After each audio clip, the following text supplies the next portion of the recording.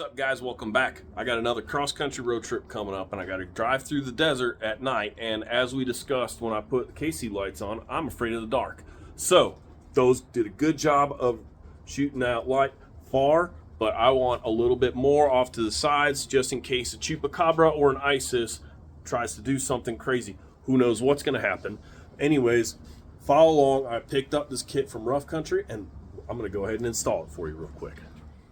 For this job here, included in the kit is going to be 2 Allens. I used one of the 2. Long skinny screwdriver, also known as a pry bar, and chisel.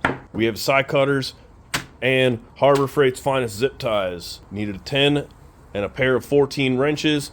Harbor Freight's finest 1/4-inch drive impact with a 3/8 drive on it. 3/8 ratchet, 10 mil and 13 mil deep and shallow sockets. Harbor Freight flashlight, and then rubbing alcohol and some shop towels. Okay, right, so here we have the ditch light kit from Rough Country. I chose the black series with the flood beam bulbs, which at the time of this video goes for $79.95, which is so much less than $80.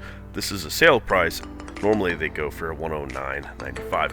You can see on the camera, I'm installing a U-shaped bracket, attaching it with 2 small Allen bolts, one on each side.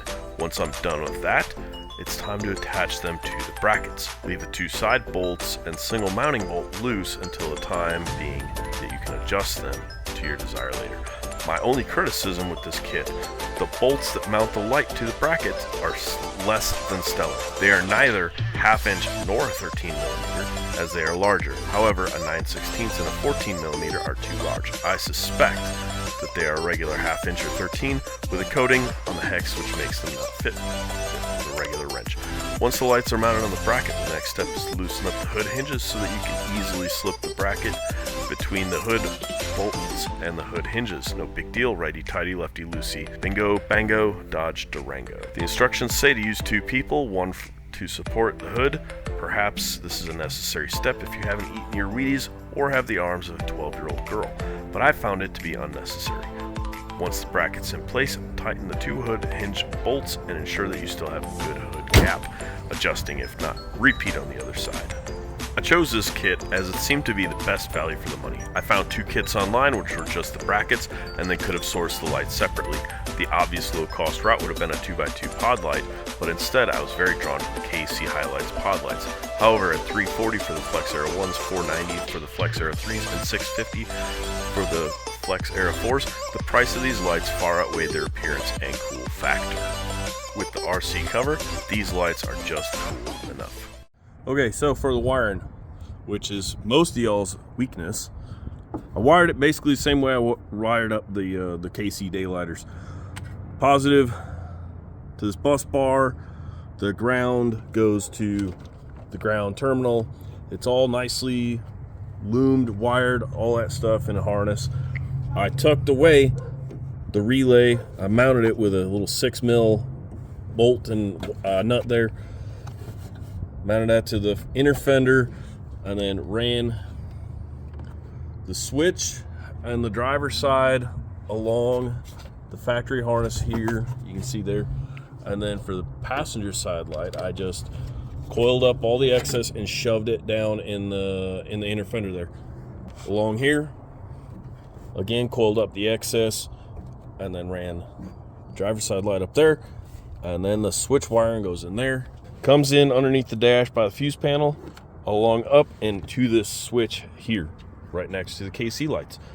Unlike the KC lights, this one required 0 crimping. It was all done for you. Literally plug and play.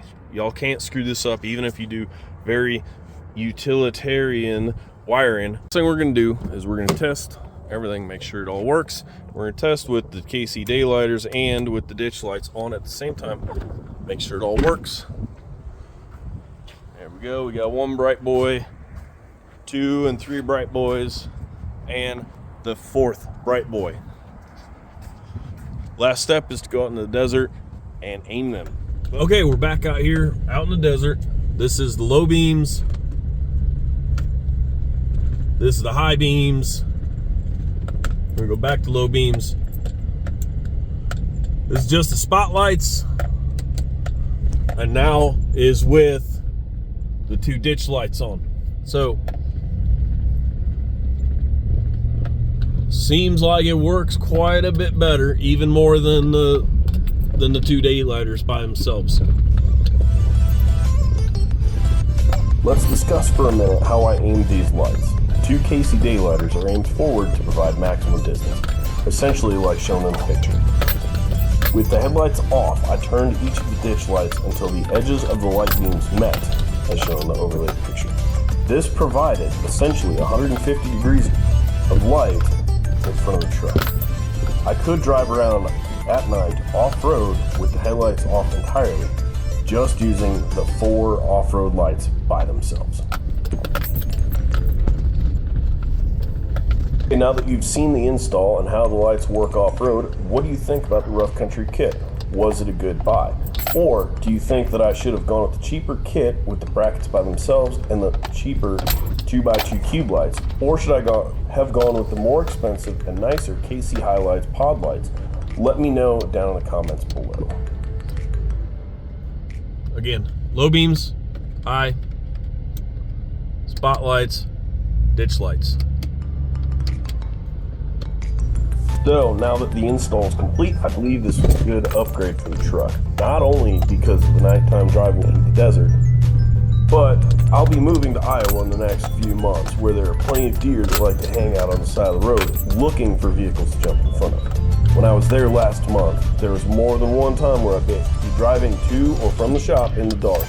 And even with the fog lights on, I could only see the deer on the side of the road when it would have been too late to react if one had gotten in front.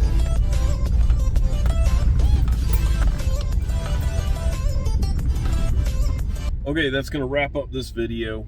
As you saw, it was a real simple install. The hardest part is making sure you don't mess up your hood alignment. The ditch light makes for a great addition to your off-road light package. Now, if you're into, some overlanding, that type of stuff, some serious 4x4ing, including nighttime off-roading, then you might want to look at some perimeter lights, some rear lights, and maybe some rock lights for the wheels. Anyways, that's going to do it for now. Hope you guys have a fantastic holidays coming up. Like, share, comment, subscribe. Stickers, shirts, all the stuff. Hoodies, calendars, all that. It's down in the store. Check it out. Thanks for watching. Have a nice night.